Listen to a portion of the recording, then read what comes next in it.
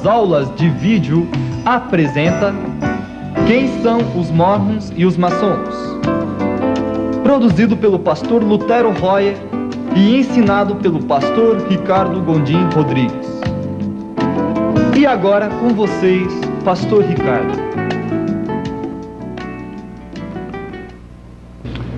Mormonismo. Mas o nome oficial da Igreja Mórmon é Igreja de Jesus Cristo dos Santos dos Últimos Dias. O título tem o nome de Jesus, mas será que esta igreja é realmente cristã?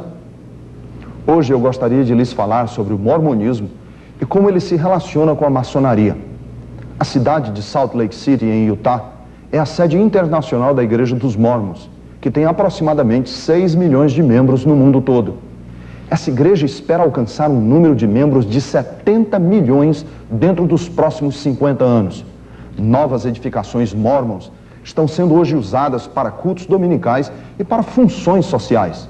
Estão sendo construídos numa média de 2 por dia ao redor do mundo.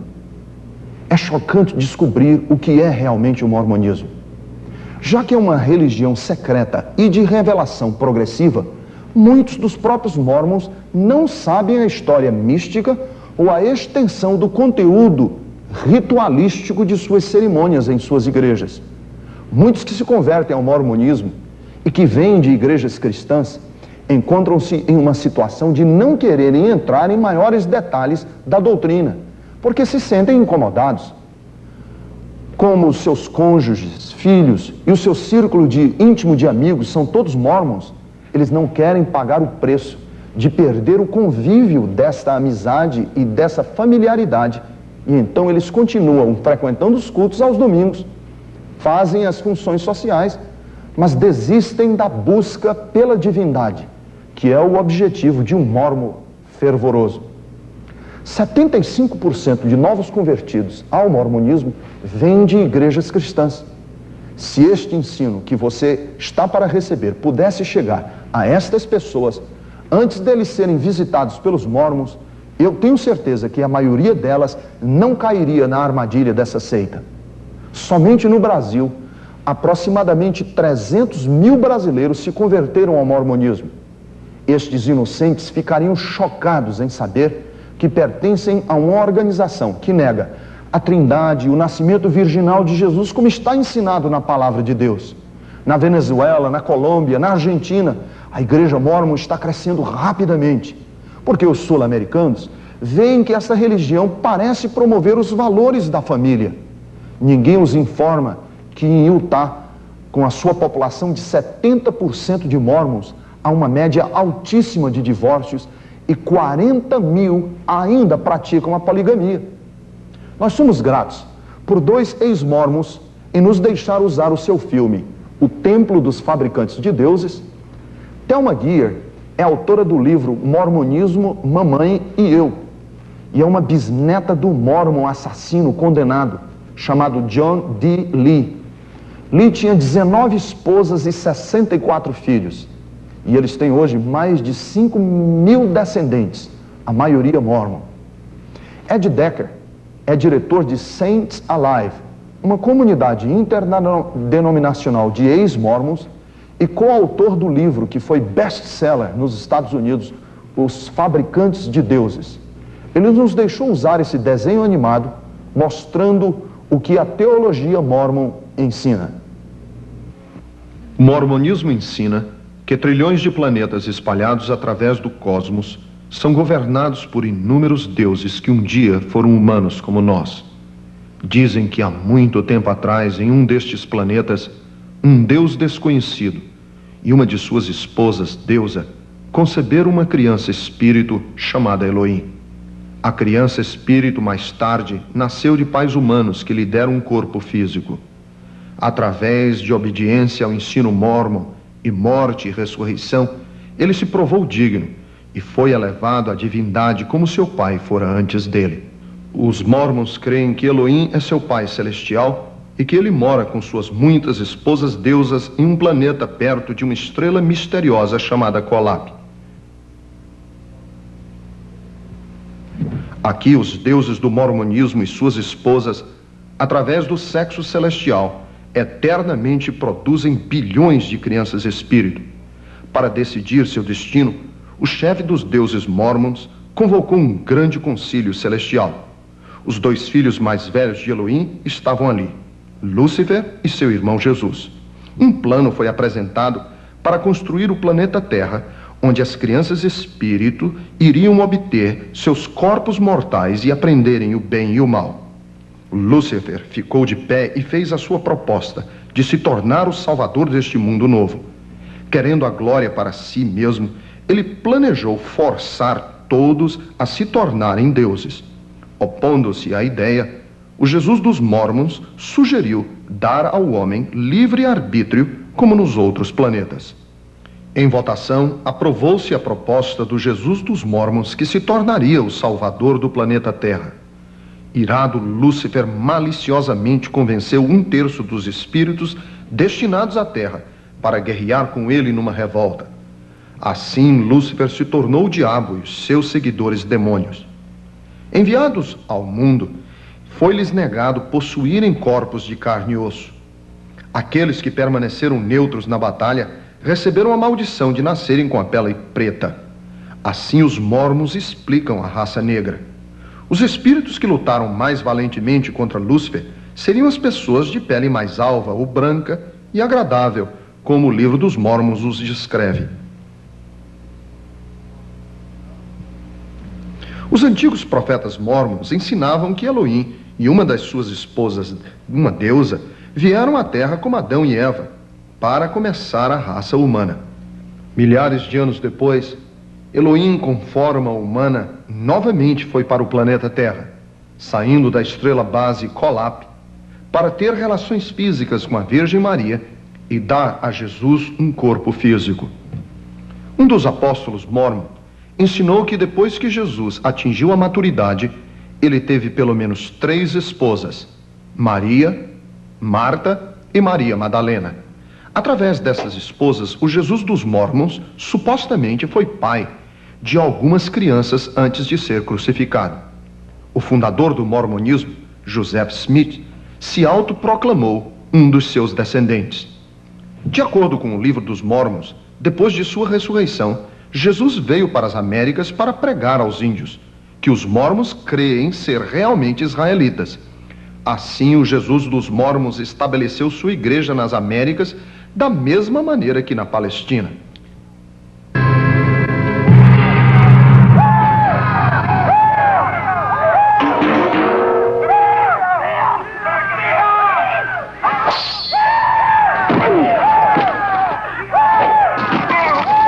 Pelo ano 421 depois de Cristo, os israelitas índios de pele escura, conhecidos como os lamanitas, destruíram todos os brancos nefitas em várias grandes batalhas. Os seus registros presumivelmente foram escritos em placas de ouro e enterrados nas montanhas de Camora por Moroni, o último nefita sobrevivente. 1400 anos depois, um jovem chamado Joseph Smith, conhecido por suas histórias fantásticas, disse ter descoberto essas mesmas tábuas douradas perto de sua casa no estado de Nova York. Ele agora é honrado pelos Mormons como um profeta, porque reivindicou revelações do mundo espiritual em que recebeu o mandato de organizar a Igreja Mormon, porque todos os outros credos cristãos eram uma abominação. Joseph Smith originou a maioria dessas doutrinas estranhas e milhões hoje crerem serem verdadeiras. Ao manterem um código rígido de preceitos morais e financeiros e através de rituais secretos realizados por si e pelos mortos, os santos dos últimos dias esperam mostrar serem dignos e assim tornarem-se deuses.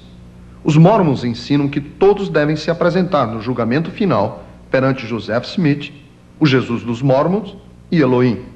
Os Mormons que forem selados numa cerimônia de casamento eterno esperam se tornar deuses polígamos no reinado celestial e governar outros planetas e criar novas famílias através da eternidade. Os Mormons agradecem a Deus por Joseph Smith, que proclamou ter feito mais por nós do que qualquer outro homem, inclusive Jesus Cristo. Os mormons creem que Joseph Smith morreu como um mártir, derramou seu sangue por nós para que também pudéssemos nos tornar deuses. O templo, seus rituais e canções secretas é o âmago do mormonismo. Todo mormon que espera se tornar um deus deve se casar em uma cerimônia de casamento eterno. Qualquer casamento civil ou religioso anterior não significa nada para o mormon que ambiciona a divindade. Esta dramatização de um ritual autêntico foi mostrada no filme Os Fabricantes de Deuses. Como a maioria dos mormons não podem saber o que se passa dentro do templo, os oficiais dos mormons agora consideram a assistência a este filme bases o suficiente para uma ação disciplinar imediata, inclusive a possível excomunhão da igreja. Chuck Sackett é um ex-participante do Templo Mormon que conduziu milhares de cerimônias num período de mais de 9 anos e conduziu os rituais do véu místico no Templo de Los Angeles, na Califórnia.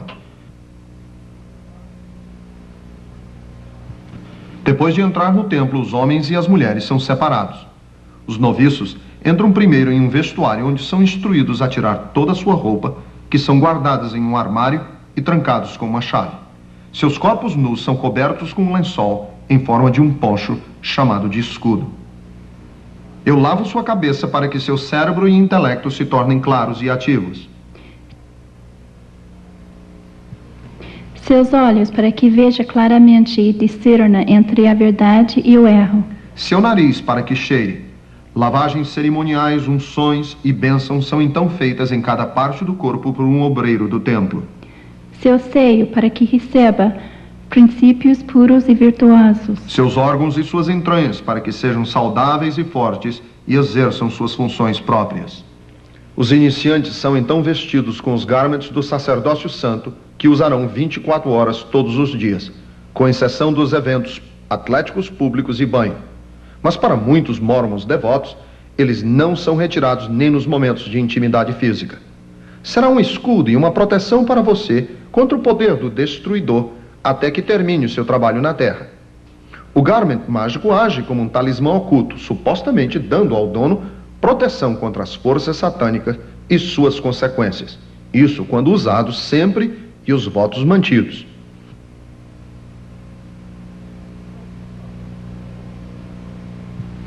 Os noviços avançam por um corredor muito bonito para uma sala onde a versão mormon da criação é apresentada em um filme. Os iniciantes ouvem enquanto Lúcifer instrui Adão e Eva que não há outra maneira de adquirir o conhecimento para se tornar deuses do que desobedecendo o Pai e comer da fruta. Adão aprende que o avental que Lúcifer usa simboliza seu poder. Satanás instrui Adão a fazer um avental da figueira para cobrir sua nudez. Então nós, noviços do templo, somos ensinados a usar nossos aventais de folha de figueira. Nós os usamos durante todo o resto da cerimônia. Por que um filho de Deus deve usar um avental que simboliza o poder e o prestígio de Satanás nunca é questionado por nenhum dos iniciantes do templo. Os mormons são até enterrados em suas roupas do templo e com um avental santo. Como parte da cerimônia de iniciação, os iniciantes cantam Pei, Lei, Eu e fazem um gesto de submissão. Somos ensinados que isto é tirado da oração que Adão orou no Jardim do Éden e que Lúcifer respondeu. Qualquer que seja o significado de Pei, Lei, Eu, Lúcifer tem a autoridade de responder esta oração. Para tomar parte nestas cerimônias, o mormon deve ser considerado digno pelos oficiais mormons. Ser digno inclui pagar seu dízimo total e se abster de café, chá, álcool, fumo e concordar em usar o garment mormon 24 horas por dia. Uma vez dentro do templo, o mormon é imerso em uma série de rituais diretamente tirados da maçonaria escocesa. Joseph Smith foi muito envolvido com a maçonaria em março de 1840. E de fato uma loja maçônica foi instalada em Nauvoo, Illinois, em março de 1842, sob seu controle e sua influência direta. Como estudei os dois assuntos, eu entendi o juramento, as palavras secretas, os nomes secretos, os gestos e as palmas especiais. Todas as coisas que fiz no mormon e no ritual do templo vieram dos rituais escoceses. O primeiro gesto do sacerdócio arônico representa ter sua garganta cortada de orelha a orelha e ter sua língua cortada pela raiz. A execução da penalidade é feita colocando o polegar direito embaixo da orelha esquerda e levando o polegar rapidamente, atravessando a garganta em direção da orelha direita e soltando as mãos para os lados. O primeiro gesto do sacerdócio de Melquisedeque representa ter sua barriga aberta e seus órgãos e entranhas jogados no chão. As frases agora foram revisadas para serem menos ofensivas. Mesmo assim, cada noviço ainda jura um voto que, se revelar estas palavras e gestos secretos, ele concordaria em ser morto. Nenhum juramento como este existe em toda a história cristã judaica, e sim no paganismo.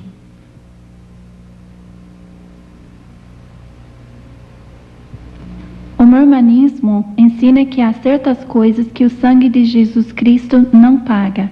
O próprio sangue do mormon deve ser derramado.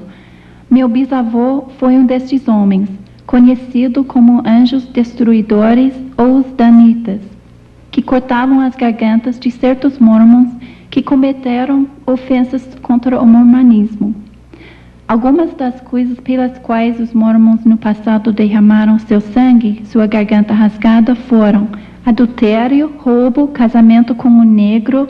Talvez o mais perigoso fosse fazer certos juramentos lá no templo mormon e depois negar estas juras. Eu acho que o mais trágico de tudo era que os pais seguiam seus próprios filhos e atiravam neles porque eram culpados de apostasia. Eles tentavam sair de Salt Lake e fugir do mormonismo. Os mormons não podem mais praticar o derramar de sangue ou a poligamia por causa das leis da terra, mas esperam algum dia poder voltar a estas práticas. Irmão Pratt, tendo autoridade, impomos nossas mãos sobre sua cabeça por John Campbell, que está morto. Por mais incrível que possa parecer, rituais em templos idênticos a este são feitos tanto pelos mortos como pelos vivos, com alguém substituindo o morto. Por Elizabeth, que está morta. Os mormons têm o dever de traçar sua história familiar para que seus parentes mortos possam ser convertidos ao mormonismo no túmulo. E por isso que a igreja possui e opera o maior centro do mundo de árvores genealógicas na cidade de Salt Lake. A esposa de Chuck Sackett, Dolly, era uma especialista em pesquisa genealógica para a igreja mormon, que ajudou milhares de pessoas a descobrir seus parentes mortos. Durante meus anos como uma consultora genealógica mormon, fui visitada regularmente pelo que eu cria ser os espíritos de meus parentes mortos.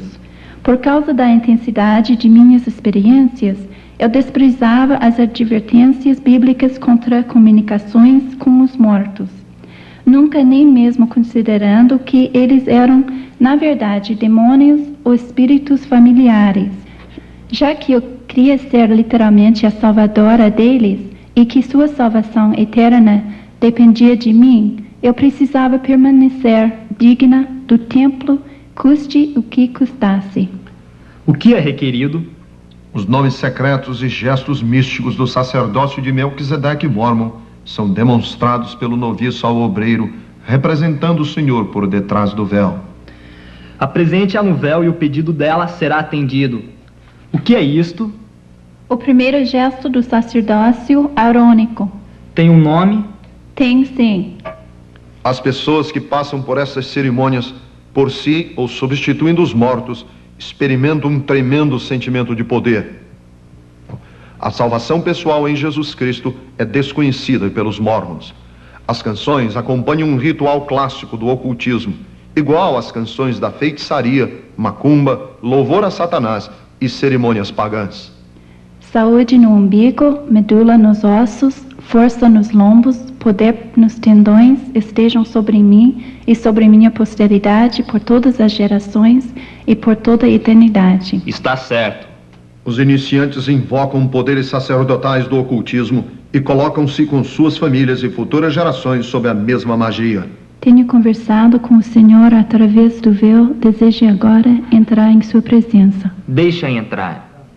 Uma maior indicação à natureza não cristã do mormonismo é o fato de que o pentagrama, hexagrama e a cabeça do bode, que são os mais altos símbolos satânicos, foram usados extensivamente por toda a arquitetura mormon antiga. Na cidade de Salt Lake, no centro de visitantes, há uma estátua.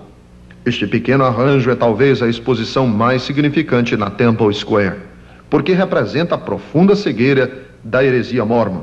Na representação, Adão e Eva ajoelham-se em um altar. No altar está a oferta de suas frutas e verduras, e um pequeno cordeiro se senta alegremente ao seu lado.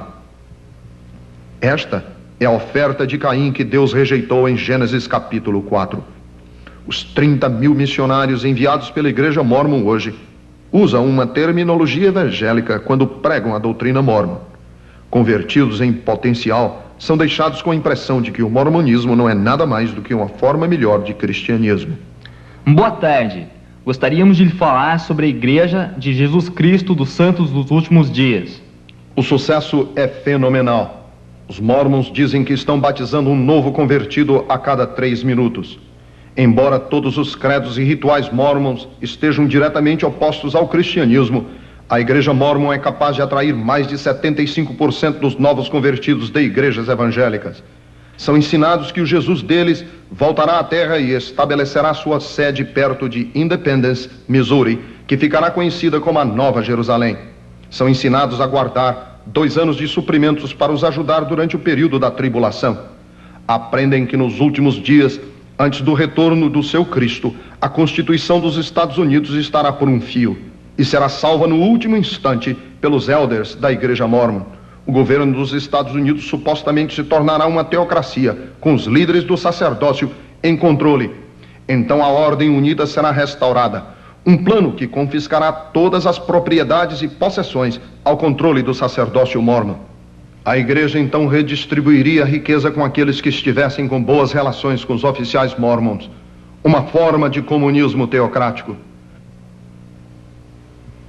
Preparando-se, a igreja já conta com um grande número de cargos de alto nível no governo. Os mórmons agora têm posições-chave na Casa Branca, no Gabinete, Congresso, Departamento de Estado, o Pentágono, FBI e CIA, como também no governo do Estado e governo local, como na polícia. A Igreja Mórmon vê seu envolvimento político como um meio de estabelecer a ordem unida que confundem com o reino de Deus. Estou impressionada e triste em ver que dei 31 anos ao mormonismo, crendo que não podia ir ao céu sem o consentimento de Joseph Smith. Quero que os mormons compreendam que Jesus morreu por todos os meus pecados e todos seus pecados, e que nenhum de nós precisa da expiação do sangue de Joseph Smith, do casamento no templo, de usar as vestes do templo mórmon ou qualquer uma das outras coisas que os mórmons acrescentaram à história abençoada do Filho de Deus. Temos visto que há uma relação entre o mormonismo e a maçonaria, e que Joseph Smith era, de fato, um maçom de grau elevadíssimo. Olhemos mais de perto a própria maçonaria. Somos gratos a Rich e Mary Pierce pelo uso de seu vídeo intitulado Maçonaria, Luz ou Trevas. Os Pierce são diretores dos ex-mormons para Jesus em Lakeland, Flórida. Para a produção do seu vídeo, os Pierce pesquisaram declarações de autoridades presentes e passadas da maçonaria, como também de publicações oficialmente reconhecidas. Eles também entrevistaram 3 homens crentes que foram maçons durante pelo menos 10 anos. Albert Pike é provavelmente considerado o maçom de maior conhecimento. Pike alcançou o 33º grau e ocupou posição de grão-mestre do Diretório Central de Washington, venerável do Supremo Concílio de Charleston e venerável da Maçonaria Livre Universal. Seu trabalho mais conhecido é Morais e Dogma. O atual venerável do ritual escocês, Henry C. Clausen, escreveu o livro Comentário de Clausen sobre Morais e Dogma. Neste livro, a autoridade de Pike nunca é posta em dúvida. A esta altura, deixe-me dizer que já a maçonaria, como o mormonismo, é secreta e de revelação progressiva. A maioria dos maçons, principalmente aqueles de baixo grau, não tem a menor ideia do que a maçonaria realmente é. Pike escreve na página 819 em seu livro: os graus azuis são a corte externa do pórtico da parte dos símbolos, são mostrados lá para o iniciante, mas ele é intencionalmente levado a falsas interpretações. Os símbolos não devem ser entendidos por ele. mas a intenção é que ele deve imaginar que entende os símbolos. A verdadeira explicação é reservada para os adeptos, os príncipes da maçonaria. No começo, disse ao novo iniciado que ele está se unindo a uma organização fraternal, que não é uma religião, mas é aberta aos membros de todas as religiões. Muitos maçons não avançam muito longe para ver que, na realidade, a maçonaria é de fato uma religião. Pike admite na página 213: toda loja maçônica é um templo de religião e seus ensinos são instruções em religião. Na página 277, ele escreve: o primeiro legislador maçônico, cuja memória é preservada por nós pela história, foi Buda. Na página 524, lemos: é o pouco que dizemos ao crente sincero, é que Jesus de Nazaré não passava de um homem igual a nós, ou que sua história não passava de um ressurgimento irrealístico de uma lenda antiga. Você pode imaginar o conflito de um maçom que entrega sua vida a Cristo e depois encontra as palavras de 1 João 2, 22 e 23. Quem é o mentiroso? Senão aquele que nega que Jesus é o Cristo. Ele é o anticristo, aquele que nega o Pai e o Filho. Quem quer que negue o Filho, o mesmo não tem o Pai. Aquele que reconhece o Filho, tem o Pai também. A religião já rodeia o iniciado, até mesmo quando ele entra pela primeira vez na loja maçônica. Os maçons se reúnem em templos, que é um lugar de adoração, de acordo com a definição. O líder da loja azul local é chamado o mestre do louvor. Os rituais são incrivelmente religiosos. Orações são sempre oferecidas, mas nunca no nome de Jesus, em uma loja bem dirigida. De fato, seu nome é removido de duas escrituras frequentemente lidas, 1 Pedro 2 e 5 e 2 Tessalonicenses 3 e 6. O livro, o comentário de Clausen sobre morais e dogma, retrata a teologia que todos os deuses são iguais. Em sua ilustração, vemos o Deus Sol dos egípcios, Alá, Deus dos muçulmanos, que enfaticamente nega haver um filho de acordo com o Corão, ou Deus sedento do sangue dos druides, que entregavam sacrifícios de jovens virgens. Na página 6 da edição de agosto de 1982 da Revista da Nova Era, Clausen afirma: em última instância, o espírito do culto maçom do ritual escocês ultrapassa família, nação, fraternidade e a origem de tudo, chega a Deus. Aqui o ritual tem a vantagem de ir além dos dogmas traçados a uma aceitação de todos os homens que creem na deidade. Crente ou judeu, um seguidor de Maomé ou Buda, um crente no hinduísmo ou no zen budismo, todos podem se encontrar diante do altar da maçonaria e prestar homenagem a Deus. Na página 11 do livro de Clausen, Emergência do Místico, lemos: a conclusão é clara. Crenças espirituais essenciais de um maçom estão de acordo com os dos pensadores importantes, que têm demonstrado sua fé através da própria experiência. Os seguintes capítulos confirmam esta demonstração através da correlação emergente das provetas da ciência com a sabedoria do misticismo oriental, as raízes do escocês ou do ritual escocês. Pike declarou na página 744 de Morais e Dogmas que todas as religiões verdadeiramente dogmáticas têm surgido de Cabala e voltam a ela. Tudo científico e grande nos sonhos da religião de todos os iluminados, Jacob Boheme, Swedenborg, Saint Martin e outros é emprestado de Cabala. Todas as associações maçônicas devem a ele seus segredos e símbolos. Este diagrama mostra interpretação de Deus como revelado por Cabala, a uma coleção de escritos por rabis místicos e heréticos. Os 10 círculos são emanações de Deus, 3 dos quais são femininos. Mágica, numerologia e encanto são fortemente confiados nesta interpretação demoníaca do Velho Testamento. À medida que o maçom progride de grau em grau, ele se compromete cada vez mais com o segredo. Nos primeiros 2 graus, ele faz votos muito parecidos com os votos que os mormons fazem nos seus rituais do templo secreto. O fato é que essas duas seitas têm os mesmos votos. Geralmente é um choque para os seguidores de ambas. No Antigo Testamento, Deus afirma em Isaías 45:19: eu não tenho falado em segredo. E em Isaías 48:16 diz: desde o começo não tenho falado em segredo. Jesus disse em João 18:20: em segredo não disse nada.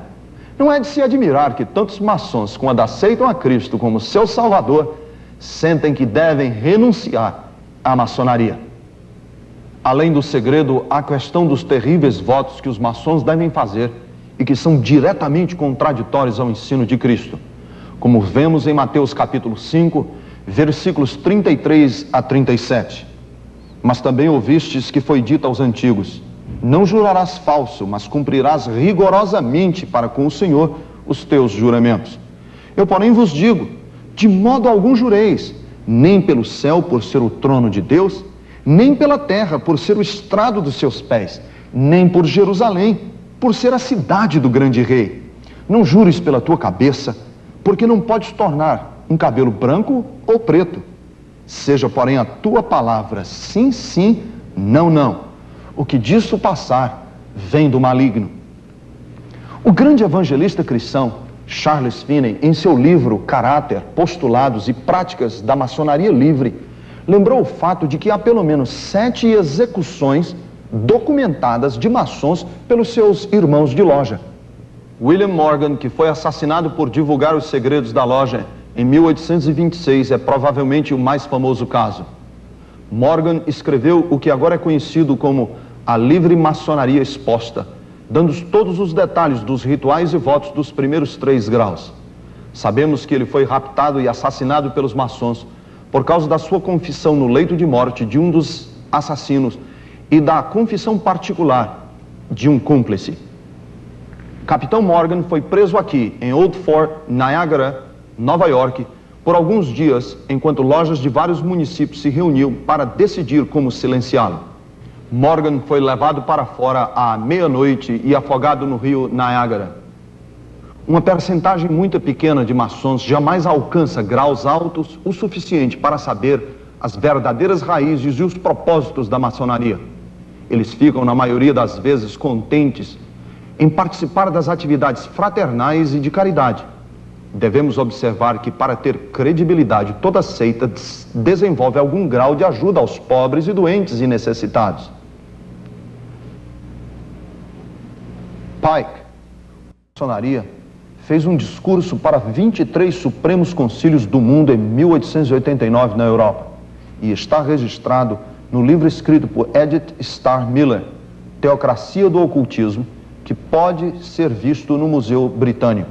Diz ele: a vós, soberano grão-inspetor-geral, dizemos isto, que podeis repetir aos irmãos dos graus 32, 31 e 30 e a todos nós, iniciados de altos graus, que deveríamos manter a religião maçônica na pureza da doutrina originária de Lúcifer. Se Lúcifer não fosse Deus, então Adonai, o Deus dos cristãos, cujas obras provam sua crueldade, perfidez e ódio pelos homens, barbarismo e repulsa às ciências, os seus sacerdotes não o caluniariam? Sim, Lúcifer é Deus, diz ele. Infelizmente, Adonai também é Deus. Então Pike chega a esta conclusão: assim, a doutrina do satanismo é uma heresia de acordo com a interpretação dos cristãos, e a verdadeira e pura religião é a crença em Lúcifer, o verdadeiro Deus, que é semelhante a Adonai. Mas Lúcifer, Deus da luz e do bem, está lutando pela humanidade contra Adonai, que é, na opinião de Pike, o Deus das trevas e do mal. Pela evidência apresentada, torna-se claro que o espírito da maçonaria não é divino, mas demoníaco. Suas características são segredo, idolatria, votos de sangue, mentira e medo, induzidos pela ameaça da morte. Jesus falou: conhecereis a verdade e a verdade vos libertará. Agora que você já sabe a verdade sobre o mormonismo e a maçonaria, não somente você está livre para compartilhar essas verdades com os que já estão presos, mas também você agora pode ser mais amoroso, sem condenação e gentil para aqueles que já foram enganados. Vamos ter muita oração e muita paciência, que são essenciais para trazer à luz aqueles que por engano aceitaram as trevas em forma de luz. Vamos orar juntos? Senhor nosso Deus e Pai Celestial, eu quero te pedir em nome de Jesus, que o Espírito de revelação da Tua Palavra possa vir sobre estes que estão agora, Senhor, sendo apresentados à verdade, porque a Tua Palavra é a verdade. Ilumina pelo Teu Espírito e tira, ó Deus, do engodo, tira, ó Pai, do engano dessas falsas seitas, dessas heresias, para que possam reconhecer e aceitar a Jesus como o único e salvador pessoal de suas vidas. Ajuda-os, Senhor, a fazerem agora um compromisso sério e honesto contigo, através do Teu Filho, pois é em nome dele, em nome de Jesus Cristo, o Senhor, que nós te oramos agora. Amém.